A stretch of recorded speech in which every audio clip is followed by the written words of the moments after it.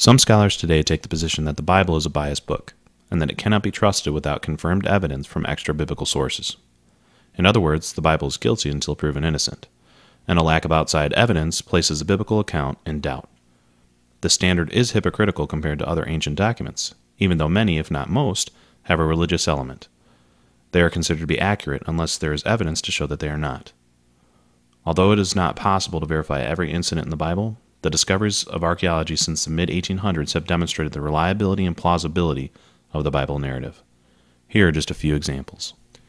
In the Old Testament, in Joshua chapter 6, we have an account of the Israelites defeating the city of Jericho when they came into the Promised Land after wandering in the wilderness for 40 years. According to the biblical account, the Israelites marched around the city once a day for 6 days.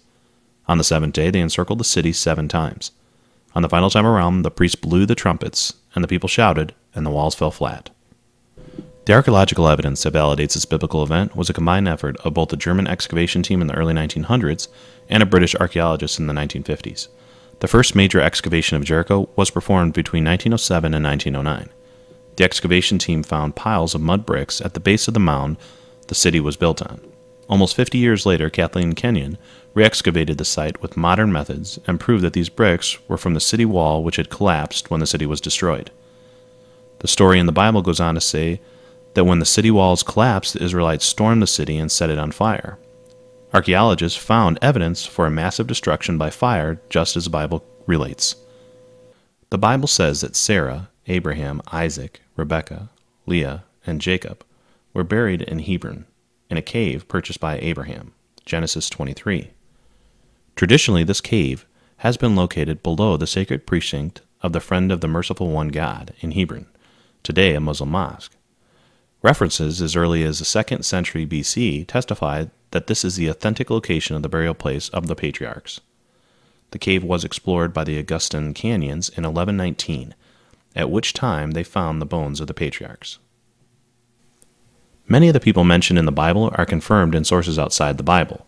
In the case of royalty, many times a likeness of the individual has been recovered. Over 50 persons named in the Old Testament are known outside the Bible, and we have likenesses of 12 of them. Some 27 people named in the New Testament are known from other records, with 6 likenesses surviving, 4 of them Roman emperors. Quite a number of biblical structures have been excavated. Some of the most interesting are the following. The Tower of Babel, in Babylon, where language was confused, Genesis 11:1-19. The Pool of Gibeon, where the forces of David and Ishbosheth fought during the struggle for the kingship of Israel, 2 Samuel 2:12-32. The Theater at Ephesus, where the riots of the silversmiths occurred, Acts 19:29. Samson pushed with all of his might, and down came the temple of the rulers of the Philistines and all the people in it, Judges 16:29-30. Sodom and Gomorrah. The ruins of Sodom and Gomorrah have been discovered southeast of the Dead Sea. The modern names of Bab-Adre, thought to be Sodom, and Numeria, thought to be Gomorrah. Both places were destroyed at the same time by an enormous conflagration. The destruction debris was about 3 feet thick. Archaeologists discovered in the cemetery at Bab-Adre that the buildings used to bury the dead were burned by a fire that started on the roof. The only explanation for this bizarre event is that the burning debris must have fallen on top of the building from the air. This mysterious event was clearly explained in the Bible and validated by archaeological findings. In Genesis 19:24, the Bible says, "Then the Lord rained down burning sulfur on Sodom and Gomorrah from the Lord out of the heavens." The name of Israel's second king, David, appears in 2 9th century BC texts, the Tel Dan inscription and the Moabite stone. Shishak was the first Egyptian king to be mentioned by name in the Bible and the first foreign king in the Bible for whom we have extra-biblical evidence. The Moabite stone was an extraordinary find in its complete work. Joseph was Imhotep of Egypt. National Geographic, in January 1995, describes a man called Imhotep, who saved his country from a famine. Imhotep was the architect thought to be responsible for the idea of creating Pharaoh's tomb completely from stone. He was known as a sculptor, a priest, a healer, and considered to be the preeminent genius of the Old Kingdom. Once again, Imhotep had saved his country from a famine. There are many similarities between Imhotep and Joseph from the Bible. Here are just a few. They both were second in command under Pharaoh. They both lived to 110 years of age. They were both great architects. They both stored up 7 years of plenty.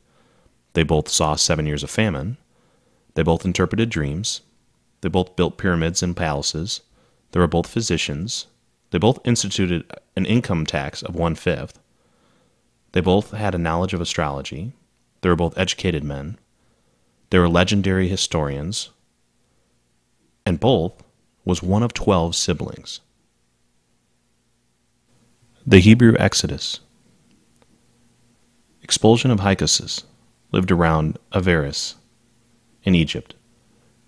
In Egyptian documents and wall paintings, Joseph's court seal has been found in Avaris. Also, A, cry out, to El, one of the first letters indicating the Hebrew God, has been found inscribed on Egyptian walls. Avaris is also the location of Ramses, the place where the Israelites settled, Genesis 47:11, and where they departed from, Exodus 12:37.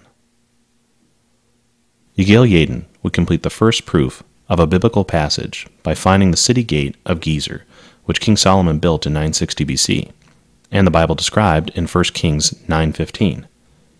In 2007, Nehemiah's wall was found. This discovery likewise caused a firestorm of activity among Bible skeptics who had continually pointed to the lack of archaeological evidence supporting the book of Nehemiah's claim that the returning exiled Jews rebuilt Jerusalem's city walls and restored the gates of the temple. In present-day Jordan, scientists have found a 10th century BC copper production center that coincides with the rule of the biblical king of Israel, King Solomon, and his mines. A spike in metallurgic activity also coincides with the rise and influence of a rival tribe. This coincides with biblical description. The Dead Sea Scrolls.